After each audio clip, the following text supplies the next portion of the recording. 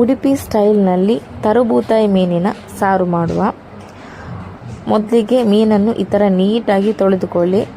ಅದಕ್ಕೆ 15ರಿಂದ 20 ಒಣಮೆಣಸಿನಕಾಯಿ ತಗೊಳ್ಳಿ. 1 ಚಮಚ ಆಗುವಷ್ಟು ಕಾಳುಮೆಣಸು ತಗೊಳ್ಳಿ. ನಿಮ್ಗೆ ಎಷ್ಟು ಬೇಕು ಅಷ್ಟು ಖಾರಕ್ಕೆ ಅನುಗುಣವಾಗಿ ತಗೊಳ್ಳಿ. 2 ಸ್ಪೂನ್ ಆಗುವಷ್ಟು ಕೊತ್ತಂಬರಿ ಬೀಜ, 1 ಸ್ಪೂನಷ್ಟು ಜೀರಿಗೆ, 1/4 ಸ್ಪೂನಷ್ಟು ಓಂಕಾಳು, 2 ಚಿಟಿಕೆ ಆಗುವಷ್ಟು ಮೆಂತೆ, ಜಾಸ್ತಿ ಬೇಡ ಮೆಂತೆ.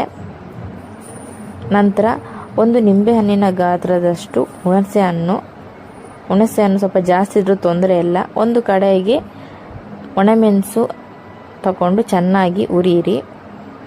ಈ ಥರ ಚೆನ್ನಾಗಿ ಉರಿಯಿರಿ.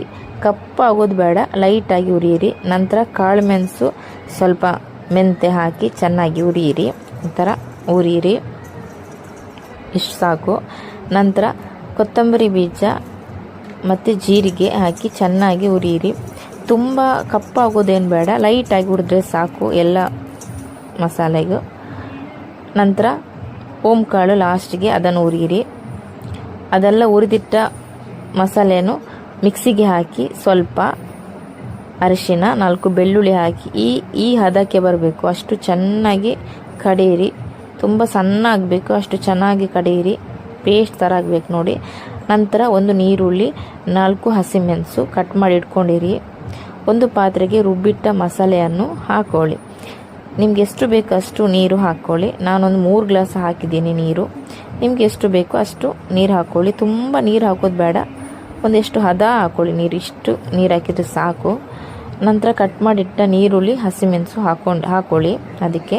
ನಂತರ ಸ್ವಲ್ಪ ಉಪ್ಪು, ಎಷ್ಟು ಬೇಕು ರುಚಿಗೆ ತಕ್ಕಷ್ಟು ಉಪ್ಪು, 1 ಇಂಚಷ್ಟು ಶುಂಠಿ ಜಜ್ಜಿ ಹಾಕ್ಕೊಳ್ಳಿ. ಚೆನ್ನಾಗಿ ಕಲ್ಲಡಿಸಿ ನಂತರ ಗ್ಯಾಸ್ ಹರಿಡಿ. 10 ನಿಮಿಷ ಕುದೀಲಿ. ನಂತರ ಈ ಥರ ಕುದಿದ ನಂತರ ಸ್ವಲ್ಪ ಕುದಿಯುವಾಗನೇ ಬೇವಿನ ಸೊಪ್ಪು ಹಾಕ್ಕೊಳ್ಳಿ ಸ್ವಲ್ಪ.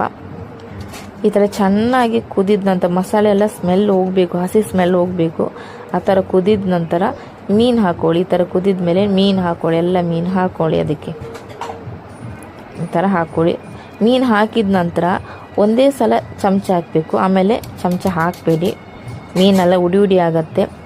ಒಂದು 5 ನಿಮಿಷ ಕುದೀಲಿ ಅಷ್ಟೇ, ಜಾಸ್ತಿ ಕುದಿದ ಬೇಡ. 5 ನಿಮಿಷ ಕುದಿದ ನಂತರ ಸ್ಟವ್ ಆಫ್ ಮಾಡಿ. ಈ ಥರ ನೋಡಿ ಮೀನು ಸಾರು ರೆಡಿಯಾಗಿದೆ.